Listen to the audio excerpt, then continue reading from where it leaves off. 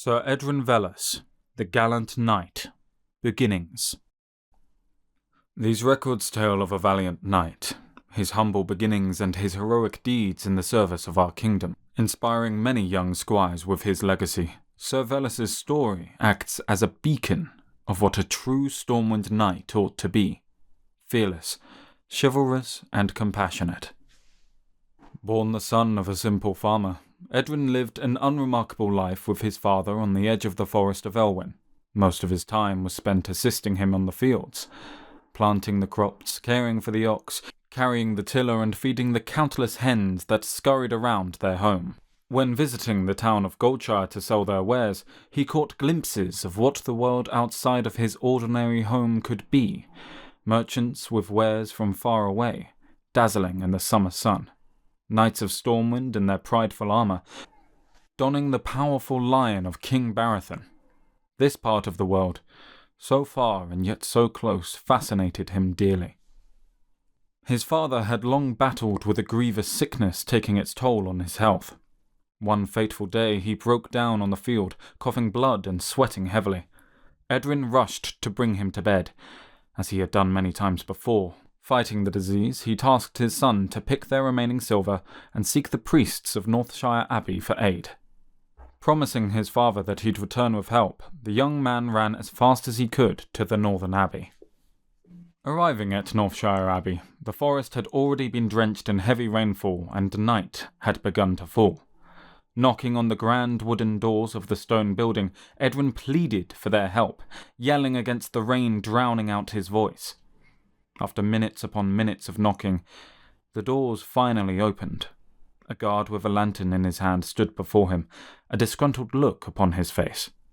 Edrin tried again to ask for someone to help his ailing father, but the guard just scoffed at the young man, telling him to stop pestering the priests at such a late hour. The guardsman shoved Edrin aside, making him fall into the puddled water before closing the door on him. Bewildered and agape, Edrin raised himself from the dirty water. The abbey would not help him and his father. As despair slowly crept upon his heart, he fervently thought of ways to aid his father still.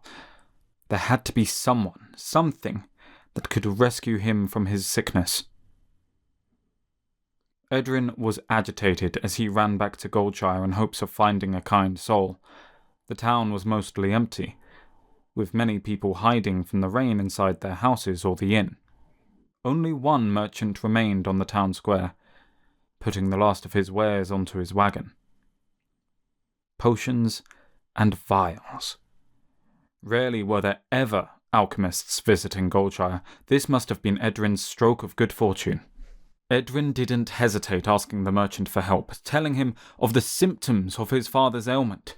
Irritated and confused, the old merchant stopped the young man from falling over his own words, making him repeat his plea once more.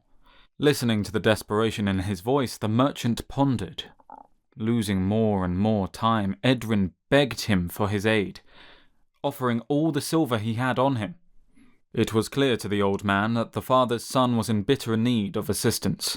Although hesitant at first, the tradesman opened one of his crates and procured a deeply red vial from it.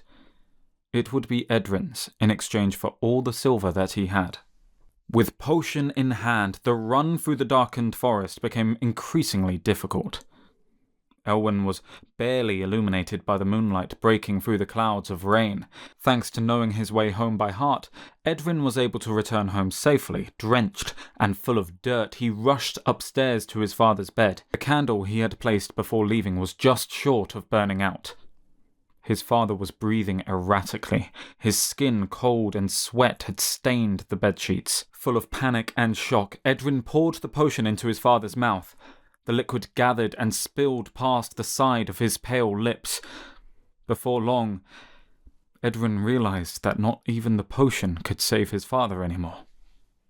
The sun stood at its highest peak as the young farmer laid the shovel against the oak tree just outside the farmstead. After hours of strenuous shoveling, Edrin had finished digging his father's final resting place, just next to his late wife. Still in shock and disbelief, he continued doing what he had known best, tending to the farm. He tried his best to do his father justice, but it was clear the work was simply too much for a young man all alone. He managed to come by for a few days before giving up on his cherished home. Releasing all the animals into the forest, Edrin gathered anything of value and headed to Goldshire. The market was bustling as usual. The merchants yelled at the top of their lungs, trying to gather the attention of the townsfolk.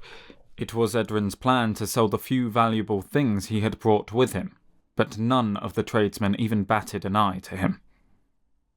He recognized none of the tradesmen, so he tried his luck with a peddler with barely any customers. Greeting the young man, the hunched-over huckster asked him to present what goods he had to sell. A candelabra, some silverware, and his father's old sword is all Edrin had to offer.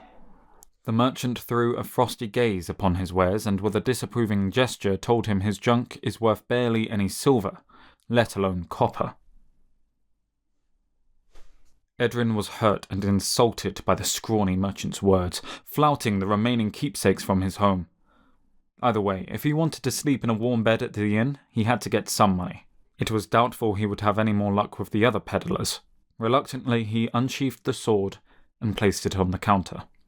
However, before the merchant could even think of grabbing anything, he was interrupted by a deep and dominating voice, followed by a gauntlet pressing down on the sword's blade. Edrin looked up in surprise, only to see a cloaked man, clad in armor underneath, meeting the young man's gaze. He told him that a true knight never sells his sword. Intimidated by the imposing figure, the snivelling peddler simply bought Edrin's other wares, giving a few silver coins instead. Thanking the good man, the armoured knight took the sword and handed it back to Edrin.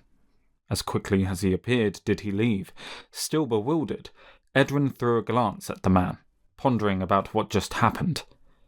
The rugged hilt of the old sword left a rough feeling on his palm. Meeting such a man was no coincidence. A chance encounter of good fortune? Gripping the sword tightly, Edrin followed the knight to the road leading out of Goldshire.